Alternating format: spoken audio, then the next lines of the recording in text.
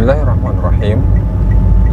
Saya sekarang ada di flyover Cilengsi ke arah Jonggol. Pada kesempatan kali ini, teman-teman, saya ingin berbicara mengenai manfaat ruqyah syar'iyyah. Apakah kegunaan ruqyah syar'iyyah? Ruqyah syar'iyyah ini kegunaannya barangkali banyak orang yang menganggap bahwa ruqyah ini adalah untuk pengobatan yang sifatnya gaib. Bukan, hadirin. Tapi ruqyah syar'iyyah ini sebenarnya untuk segala macam penyakit, baik fisik maupun non fisik. Misalkan Anda merasa sakit di dada, sakit di bahu, sakit di sekitar perut misalkan, maka sebenarnya di samping Anda datang ke dokter berobat, juga seharusnya Anda pertama-tama mengadu, dalam tanda kutip, artinya memohon kepada Allah Subhanahu wa taala. Memohon kepada Allah Subhanahu wa taala kesembuhan dari rasa sakit tersebut.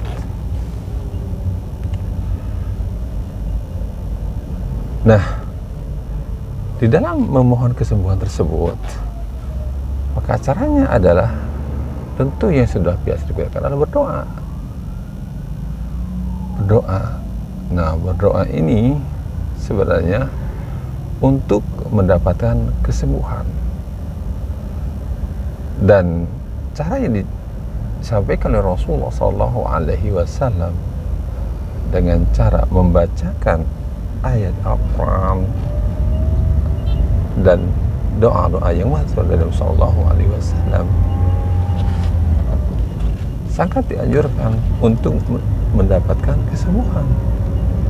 Misalkan kita sakit di daerah perut, maka kita mengatakan Bismillahirrahmanirrahim, A'udzubillahi minasyaitonirrajim, Bismillahirrahmanirrahim, Alhamdulillahirabbil alamin, Arrahmanirrahim, Maliki yaumiddin, Iyyaka na'budu wa iyyaka nasta'in, Ihdinas siratal mustaqim, siratal ladzina an'amta 'alaihim ghairil maghdubi 'alaihim waladdallin.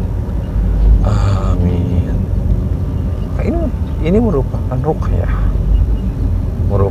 ruqyah, diselingin dengan doa Allahumma rabban nas adhibil ba'sa ishfihi anta syafi la shifaa illa shifauka shifaan la yughadiru saqaman. Terus disambung lagi dengan ayat, disambung dengan doa dari kita, ya Allah sembuhkan aku ya Allah dari penyakit ini misalkan. Itu ruqyah untuk kesembuhan jasmani. Jadi ruqyah ini bisa dilakukan kapan saja dan di mana saja tempat-tempat yang pantas untuk meruqyah. Maka alangkah indahnya bila ada orang yang sedang sakit, kemudian setiap pagi dia membacakan ayat Al-Quran, membacakan doa-doa yang ma'thur dari Nabi Muhammad SAW untuk kesembuhannya, seraya berserah diri dengan total, berpasrah diri dengan takdir Allah Subhanahu wa ta'ala, dan keyakinan penuh akan kesembuhan. Maka ini sangat dipentingkan bagi orang yang sedang menderita, sedang sakit. Bagi orang yang sedang sakit, dengan demikian maka orang tersebut akan optimis, akan merasa tenang dan sabar, sehingga kesembuhan bisa dengan cepat diraih. Itu.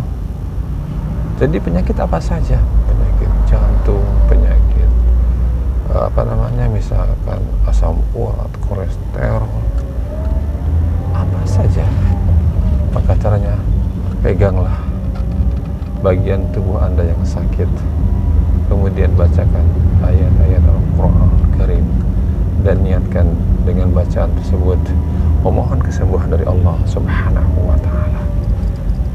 Itu ruqyah untuk penyakit jasmani. Bila Anda memiliki anak yang sedang sakit, anak kecil rewel, nangis terus, kemudian bingung apa yang harus dilakukan, maka lakukanlah ruqyah syar'iyyah untuknya. Dan ingat, doa seorang ibu, doa seorang ayah untuk anaknya itu mustajab, tidak ada penghalang. Maka ambillah air, bacakan Al-Fatihah 7 kali, lalu tiup dan memohon kesembuhan untuk anak bapak dan ibu. Insya Allah, dengan izin Allah Subhanahu wa Ta'ala, anak atau putra bapak akan sembuh dan tidak akan rewel. Itu ruqyah syar'iyyah untuk penyakit fisik. Sekali lagi, ruqyah syar'iyyah ini sebenarnya bukan hanya untuk penyakit non fisik, tetapi untuk penyakit fisik apapun itu. Dan saya yakin orang yang melakukan ruqyah syar'iyyah, baik dengan bantuan orang lain maupun ruqyah yang dilakukan sendiri, akan memunculkan kesadaran, akan memunculkan kesabaran yang tinggi, akan memunculkan keikhlasan, akan memunculkan ketawakalan, dan memperkuat keimanan kita terhadap Allah dan takdir yang Allah tetapkan bagi setiap hambanya.